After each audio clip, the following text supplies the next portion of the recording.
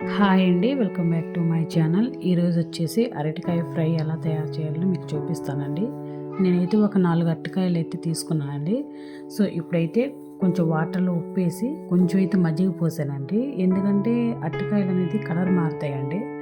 అందుకని కలర్ మారకుండా ఉండడానికి ఫ్రెష్గా ఉంటాయండి. మజ్జిగలో వేస్తే మజ్జిగలో ఉప్పేసి వాటర్ వేసి ఇప్పుడు కట్ చేసి వేస్తున్నాను చూడండి.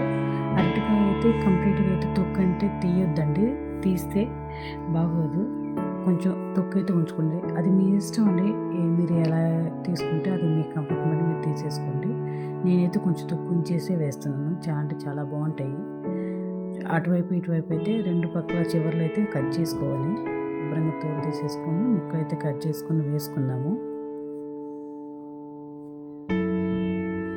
నేను 4 కాయలు కదండి. సో అన్నీ అయితే నీట్గా కట్ చేసుకున్నాను. ఇప్పుడైతే ఒక ఆనియన్ కూడా కట్ చేసుకుంటున్నాను చూడండి.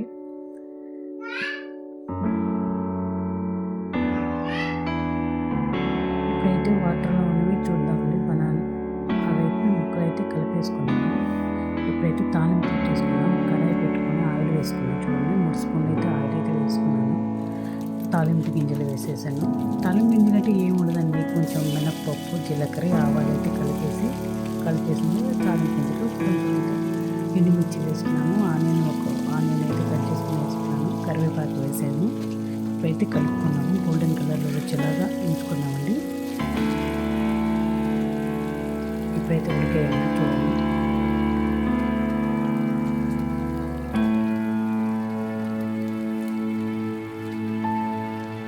కలుపుకొని ఇప్పుడైతే కలుపుకున్నాం కదా. ఇప్పుడైతే అరటికాయ ముక్కలు అయితే వేద్దాం మధ్యలో. చూడండి ఎంత ఫ్రెష్గా ఉన్నాయో అరటి ముక్కలు. అదే బయట మీకు ఉంచినట్టయితే నల్లగా పోయేవాళ్ళు. ఇప్పుడైతే అరటికాయ ముక్కలు అయితే వేసేసుకున్నాం మొత్తం వాటర్ వేసి. సో ఇప్పుడైతే కొంచెం అంటే కొంచెం చిటికెడు ఇప్పుడైతే వేసేద్దాం. కొంచెం సాల్ట్ వేద్దాం. అంటే మనం బట్టలు వచ్చి తీసాం కదండి. తీయగానే ముక్కలు కూడా కొంచెం నల్లగా కలర్ చేంజ్ అవుతాయి. కాబట్టి కొంచెం ఉప్పు వేసేసి కలిపేసేసి మూత అయితే పెట్టేద్దాం. ఒక 5 మినిట్స్ ఉందాం. ఈలోపు దాంట్లో కారం అయితే రెడీ చేసుకుందామండి. ఒక మిక్సీ జార్ తీసుకుని దాంట్లో కొంచెం జీలకర్ర, 1 స్పూన్ జీలకర్ర, 2 స్పూన్ల కారం, కొబ్బరి,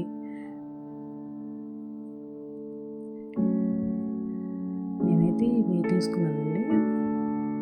అదేవిధంగా తెల్ల నువ్వులు కూడా తీసుకున్నాను. వెల్లుల్లి కూడా తీసుకున్నాను. అన్నీ కలిపి గ్రైండ్ చేసుకున్నాను చూడండి. ఇప్పుడైతే అరటికాయ ఉడకొచ్చిందండి. చూడండి మెత్తబడిపోయింది. మీకు చూపిస్తాను చూడండి.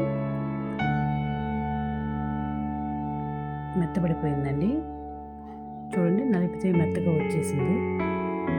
ఇంకో విషయం ఏంటంటే అండి, మీరు ఇనుప బాండీల్లో కానీ ఏదన్నా కడాయిల్లో కానీ చేసేటప్పుడు అంటుకుపోతుంది. కాబట్టి చూసుకొని జాగ్రత్తగా చేసుకోండి. నేనైతే నాన్ స్టిక్ దాంట్లో చేశాను. సో నాకైతే అంటుకోలేదండి. బనానా ఊరికే వెంటనే ఉడికేస్తుందండి. చూసుకొని వేసుకోండి. నేనైతే కారం వేసేసాను చూడండి. కలిపేసుకుందాం. వేడిగా టమాటా పప్పు, బీరకాయ పప్పు, సాంబారు వాటిల్లోకి అయితే అరటికాయ ఫ్రై అయితే నంచుకుంటే చాలా అంటే చాలా బాగుంటుందండి టేస్ట్. మీరు కూడా నచ్చితే ఒకసారి ట్రై చేయండి. ట్రై చేసి మీ ఫీడ్బ్యాక్ నాతో షేర్ చేసుకోవడం మర్చిపోవద్దండి. ఇప్పుడైతే కొంచెం కరివేపాకు వేద్దాం. వేసి కొంచెం కలిపేద్దామండి. థ్యాంక్ యూ అండి. నా వీడియోస్ చూసినందుకు thank you for watching support. నేనైతే కొత్తగా యూట్యూబ్ ఛానల్ స్టార్ట్ చేశానండి. నన్ను ఎంకరేజ్ చేస్తారని అనుకుంటున్నాను. సో చాలా అంటే చాలా టేస్టీగా క్విక్గా వచ్చిందండి. సింపుల్గా ఈజీగా చేసుకునే అరటికాయ బనానా ఫ్రై ఎలా ఉందో నాకు కామెంట్ రూపంలో చెప్పండి. థ్యాంక్ యూ అండి. Thank you so much. మీరు కూడా ట్రై చేయండి. ఎలా ఉందో నాకు చెప్పండి.